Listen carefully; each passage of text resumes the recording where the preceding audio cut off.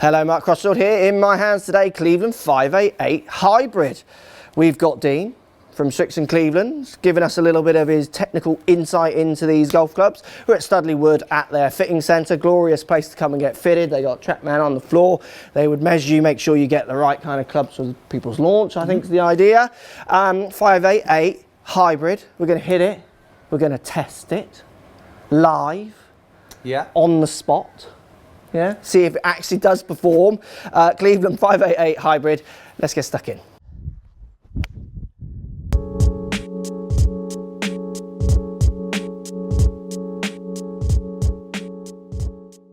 So guys, Cleveland 588 Hybrid, we get glide rails, we get silver face black top.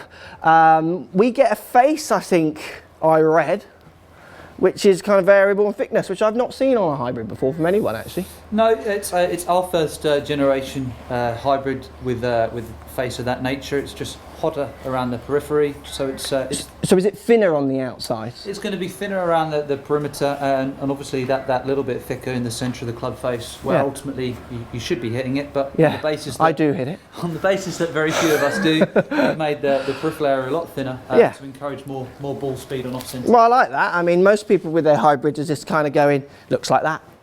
But that's actually something I've not really seen so much in other, or certainly not marketed in other hybrids, even if they're doing it. Tour-inspired shape, I think you were calling it, and I do quite like the shape of that. Cute little round hybrid. We are targeting a really wide segment of players. We do anticipate some tour usage and tour validation. And I love the shape at the bottom. I love this kind of low part at the bottom. Makes me feel like I could dig that out of some pretty scrubby lies. Yeah, glide rail incorporates a centre keel here and some camber in the toe and the heel. It's ultimately designed to perform a little bit like a sled would in the snow. Yeah, okay. I mean, I like that. I mean, even if that physically does nothing, that does inspire me. That does make me feel like little divot down in a bit of rough. I could get it out more than that with maybe some other hybrids. So let's give it a hit. We got the old Strixon AD 333 yellows on the ground, more visible. Yes. They need to be visible. How far I'm sending them out there, you see. Hey, right, let's give it a go. See what it feels like. I do like the shape of it down by the ball. It does look nice. Oh yeah. I mean, that's cheating, isn't it? That's so easy to hit. Lovely launch on that. So I've got an 18 degree in my hands. There's no adjustability on these. They are just as is. So it's important that people are getting it fitted into their set so it matches in with whatever their longest iron is, which is often a misconception with hybrids. I get lots of people always going to me, or, you know, I don't use a free iron, shall I use a free hybrid? Well, it's never as simple as that, is it? They've got to get it matched in. Yeah, we offer 4 lofts, so ultimately, you know, there's at least one hybrid and ultimately, and ideally more, that could be fitted into most golfers' bags. Yeah, absolutely. Yeah, I agree with that, I agree. Let's give it another hit. I do love the cute little round shape. I like the black head, silver face, always good for lining up. Let's give it another wallop. Again, I mean, I caught that slightly near the bottom, and because I know the shape of this bottom, and like I say, even if it actually data-wise does make any difference or not, that makes me feel like it's performing that little bit better out of that bottom, which is always a good thing. So much of it is about feel, not just raw numbers. Let's give it one more hit, and then we'll present some real numbers for you.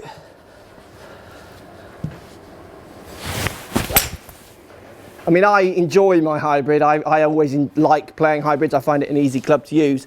And that, I mean, that feels very easy to use. And I think many golfers of different standards could game that spec up from low handicappers up to high, because it just kind of, it's just such an easy shape to look down at, really. Yes. Yeah. Okay, so I've bought my GC2, as you see down here on the floor. I've got my Titleist Pro V1 X balls, which again, we're going to give you some real numbers to see how it fits in to all the other hybrids I hit. Let's check out some numbers on this bad boy and see if it's doing what it's meant to. Let's check these numbers out. Right guys, numbers time, Cleveland, 588, glide rail, face thickness technology. Let's see what it's doing. 139 ball speed, pretty healthy, isn't it? 34 top yards peak height, which I like, is getting no problem getting up in the air. Launching nearly 14 degrees, launching nicely, and averaging 210 on my proper hit there, 218, which is exactly where my hybrid sits. I do think that the 213 and the 210 ones, to me, and like again, I can't measure this, and maybe this is a future video, but that was certainly the 210. I caught that one out the bottom. some of my other hybrids, I just feel like they might have got under the 200-yard mark with the quality of the strike, but because of the way this head is set up, it does make me feel like I can just squeeze a bit more even on those off-centre hits. Yeah. Which I kind of think that whole idea of the shape is a little bit about, isn't it? And obviously the thickness of the faces in different places. Good numbers.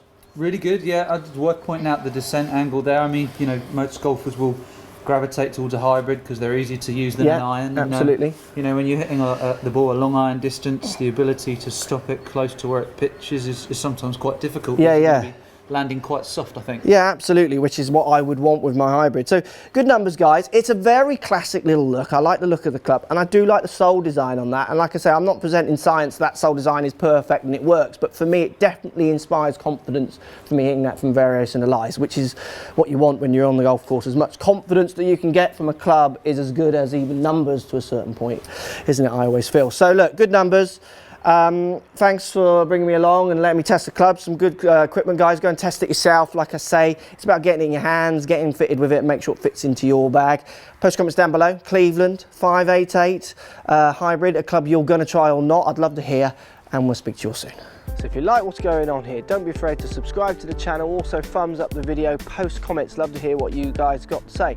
Let's keep it social. The more we talk, the more we share, the easier this game will get for everybody. So if you want to find me on Facebook here, you can find me on Facebook. If you want to tweet me, find me on Twitter here as well. Just follow the links, all in the description. Come and join the show. Get active, get involved, get playing some better golf. Thanks for watching.